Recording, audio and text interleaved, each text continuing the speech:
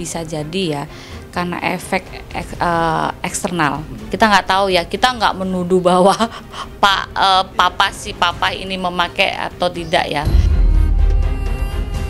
Permintaan maaf dengan Pak Otto ya, tapi itu Pak Otto itu sudah memaafkan ya, artinya mengertilah itu, tapi tidak menghapuskan masalah proses yang akan dilakukan oleh tim pengacara yang dapat kuasa dari Jessica ya. Tetap proses pidananya mau dijalankan.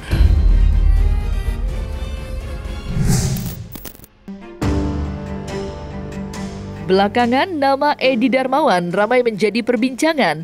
Tak ayal sosok ayah dari mendiang Mirna Salihin itu kerap menjadi sorotan tajam dari netizen. Tentu saja hal itu menarik untuk diketahui. Dan jika menilik lebih dalam tentang karakteristik seorang Edi Darmawan yang kerap tampil vokal dalam kasus kopi sianida yang sekarang kembali viral, siapa sangka telah mengungkap hal yang cukup mengejutkan dari pandangan pembaca karakter terkait mental dan kepribadian seorang Edi Darmawan. Lantas, seperti apa gambaran perubahan karakter seorang Edi Darmawan dulu dengan saat ini yang cenderung terlihat takut? Dan sebenarnya sih saya sangat kasihan, bukannya kesel apa gimana, karena statement yang terakhir itu menurut saya penuh dengan ini ya, kekacauan secara mental ya. Ngomong setelah minta maaf, ngunggah lagi kesel dengan kondisi Pak Otto kan gitu ya. Sesekali dia ngunggah lagi bahwa beliau baik dan gitu. Akhirnya dia mencuat lagi kayak gitu-gitu. Secara emosi ini kan terpancar. Si orang ini punya mental sehatkah ya? Nggak stabil, atau bahkan orang ini kesehatan mentalnya terganggu atau sakit bisa jadi kan gitu. Kalau kita amati sih dari awal ya, karena kebetulan saya ini sangat agak kepo kenapa kasusnya jadi sebesar itu ya, betul ya. Jadi pertama yang kita lihat bahwa si papa ini merasa bahwa ada euforia yang mungkin nggak terjadi sama orang tua yang anaknya meninggal dunia pada kes ini ya. Artinya ini kasus ini kayaknya sama si papa ini dilebih-lebihkan.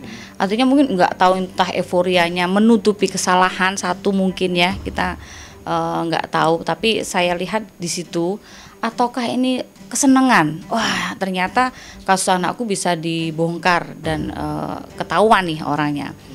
Itu mungkin kesekian, dan kesekiannya bisa jadi banyak pihak yang support dia sehingga meletup-letup lah ya itu ya, seperti yang teman-teman ketahui. Tapi saya lihat setelah ada case yang ini ya, yang kemarin ada pertemuan lawyer berapa ribu itu yang support, ternyata komentarnya, statementnya berbeda sekali ya. Terkesan masih punya effort yang bagus, tapi sebenarnya kesannya tambah lemah kalau di mental ya. Karena gini ya teman-teman, saya ini kan mungkin lebih expert di mentalnya. Tapi untuk mengatakan si orang ini mentalnya sehat atau tidak, tercermin sekali ketika setelah ada acara lawyers yang 1000 lawyer itu ya, kurang lebih ya 3.100 ya, bayangin. Dan mungkin saya merasa nggak yakin kalau mental si bapak ini sedang baik-baik saja sekarang. Mungkin tadinya nggak stabil dan mungkin sekarang cenderung ke sakit ya, ngerasa deny gimana caranya mengungkapkan yang sebenarnya. Mungkin dia yang tahu sebenarnya kayak gimana, atau gimana menutupi seperti apa. Dan semakin banyak dia speak up di ini ya, sosial media di mana-mana, ini cenderung akan melemahkan perihal ini ya, merasa bahwa kayak sebenarnya masalah ini kayak dilebih-lebihkan sama si papa ini. Dan sebenarnya saya yakinkan sama masyarakat luas bahwa bapak ini sebenarnya papa ini lagi sangat-sangat sedih. Sedihnya udah double ya, artinya jiwanya ini sudah sangat kacau, kurang lebih kayak gitulah ya. Perubahan sikap dan mental Edi Darmawan menyeratkan sebuah tanya, apa yang sesungguhnya terjadi pada diri seorang Edi? Seorang pakar pembaca karakter memandang kesehatan mental ayah Mirna itu sedang terganggu, alias tidak baik-baik saja. Hal tersebut bahkan diiringi dengan dugaan adanya indikasi yang dipengaruhi oleh barang-barang terlarang. Benarkah sikap keras Edi selama ini hanya untuk menutupi kesalahannya atas kepergian putrinya Mirna pada 2016 silam? Tapi bisa jadi ya, karena efek eksternal. Kita nggak tahu ya, kita nggak menuduh bahwa papa ini memakai atau tidak ya. Saya tidak menuduh, tapi faktor itu banyak hal ya. Yang pasti kita bukan memastikan, tapi namanya pengambilan data ya, bisa jadi data itu salah, terbaca oleh kita, bisa jadi itu tepat kan gitu. Karena dari pengalaman kita 8 tahun menyelesaikan masalah-masalah mental, yang artinya saya kok menduga ya, satu memang kalau ngomong emosi itu kalau orang sedih kita punya pemandangan yang banyak ya, selain sosok papa yang anaknya meninggal. Juga yang lainnya mungkin saya nggak usah menjelaskan. Sepertinya dari gestur tubuhnya, dari mimik mukanya, dari statement yang dia utarakan itu kan beda sekali kan. Ini enggak seolah dia itu pakar hukum, betul nggak? Kalau saya lihat seperti itu. Sesekali dia merasa bahwa dirinya sangat-sangat luar biasa benar dan banyak orang support. Tapi sekali dia minta maaf atas kesalahannya tapi mengunggah lagi.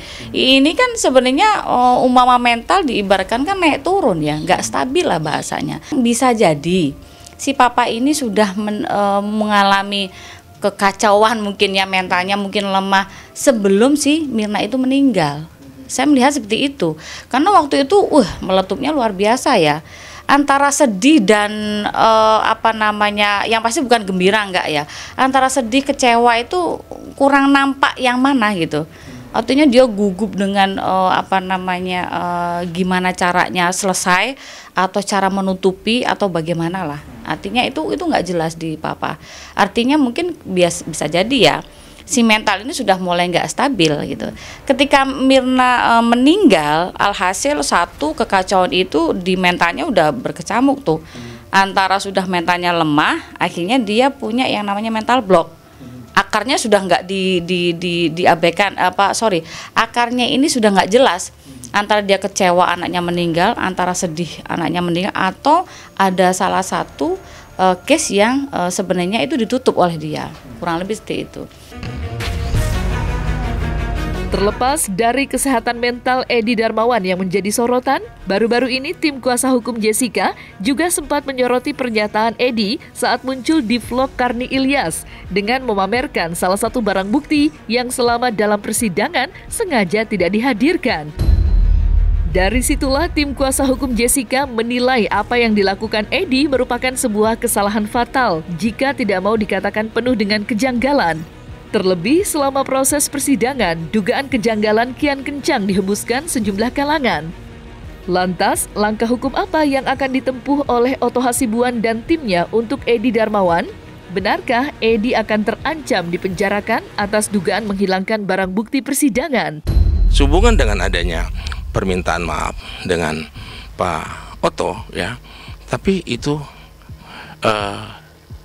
Pak Otto itu sudah memaafkan ya, artinya mengertilah itu, tapi tidak menghapuskan masalah proses yang akan dilakukan oleh tim pengacara yang dapat kuasa dari Jessica ya, tetap proses pidananya mau dijalankan.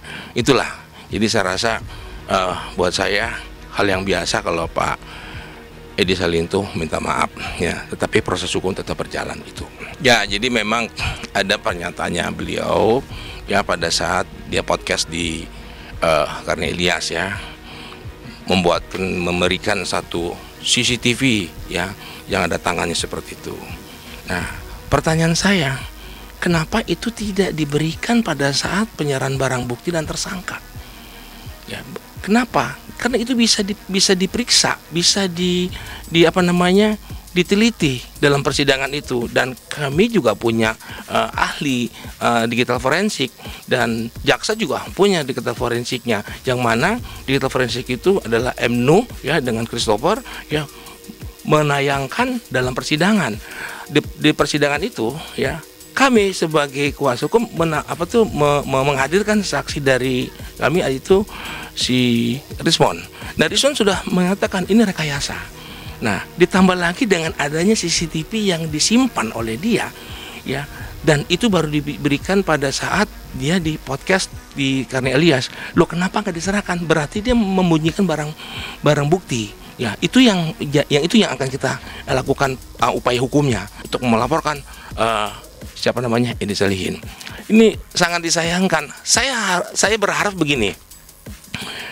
Kita harus mencari kebenaran, ya. Pak Edi kan anaknya sudah meninggal, yang dikatakan bahwa diracun oleh si Jessica. Nah, dalam proses ini kan dulu itu kan belum ada medsos, ya.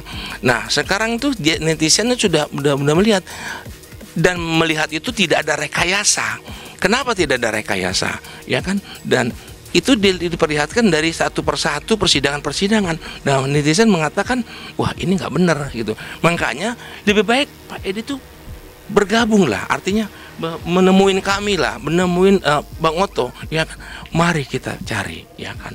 Apakah Mirna itu meninggalkan ide racun, apa meninggal secara alami?